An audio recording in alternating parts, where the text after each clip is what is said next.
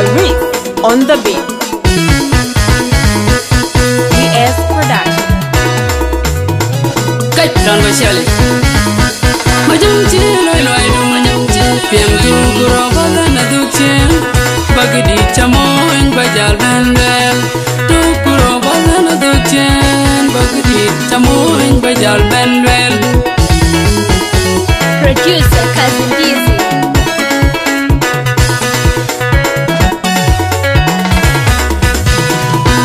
And kinna chagad wanda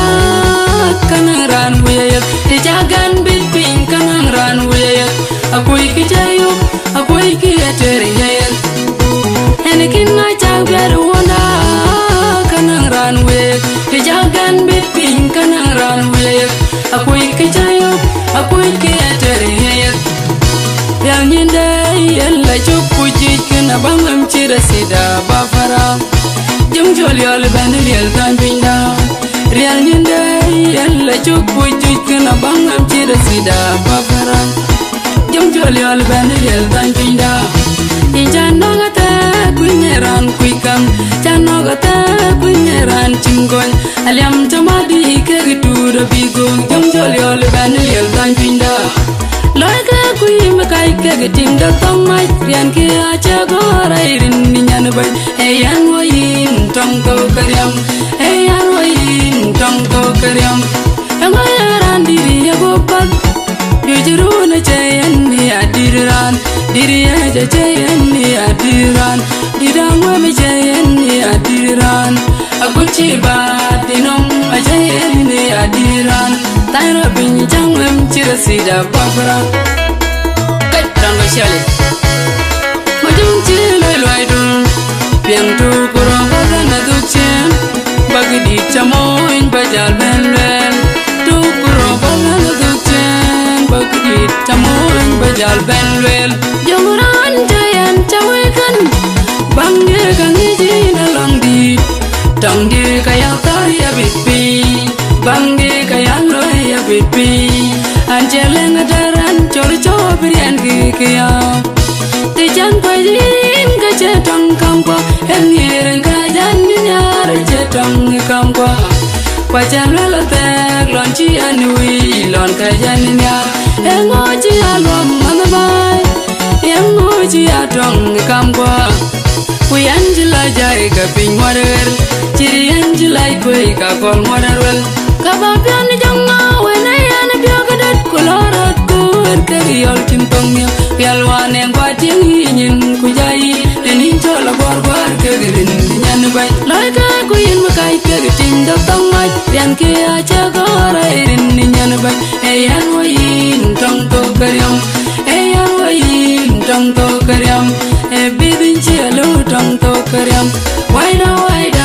waida karyai bayin na kalam makul to chibak kudu yale yama kudu yating ama wacha wadegan kedalan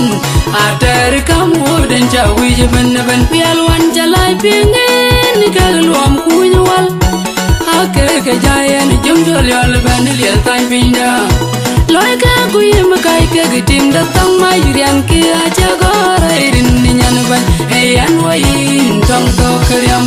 eyan wayin tong to karyam e bibin chialu tong to karyam waida karyai piang tu guro baga na dukchen bagi di chamoin bajal ben ben tu guro baga na dukchen bagi di chamoin bajal ben ben.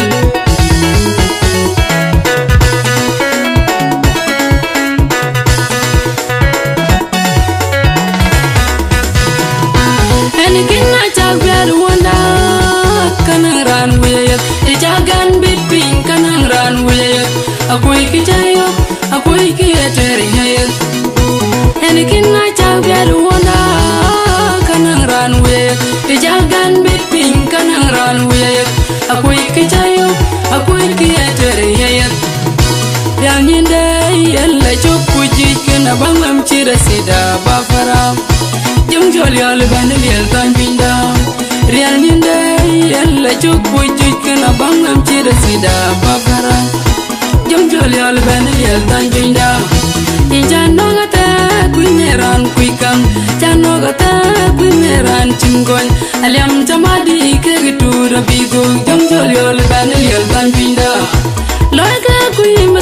cái tim đã tông mai rian kia cha có rai rin nyan ban hey an wayin trong to karyam hey an wayin trong to karyam amaran diri ya gopat jujeru na chayan ni adiran diri ya chayan ni adiran dirangwa me chayan ni adiran aguchi ba dinom ma chayan ni adiran tayro bin jangam chirasida bafara kai rango shale majum chiloi loi dum piang tu kuro na duchen bagdi chamoin bajal benlen tu kuro na duchen bagdi chamoin bajal benlen jomuran jayan chawekan bangde kangi na long di tong di kaya tori abitpi bangde kaya loy abitpi anjeleng daran chol chobrian kikia ti chan pajin ka che tong kampa en yeren ka jan nyar che tong kampa pa chan la tek lon chi anui lon ka jan nyar engo chi alom manabai engo chi atong kampa kuyan jila jai ka ping moder chirian jilai koi ka kol moder wel ka ba pian janga wena yan pyo kadat kolorat kur kariol timpongnya pialwan en kwa tingin kujai enin chol bor bor kagrin nyan bai lai ka kuyin makai kagatim da tong mai pian ke acha gora erin nyan bai eyan wayin tong to karyam eyan wayin tong to karyam e bibin chelo tong to karyam waida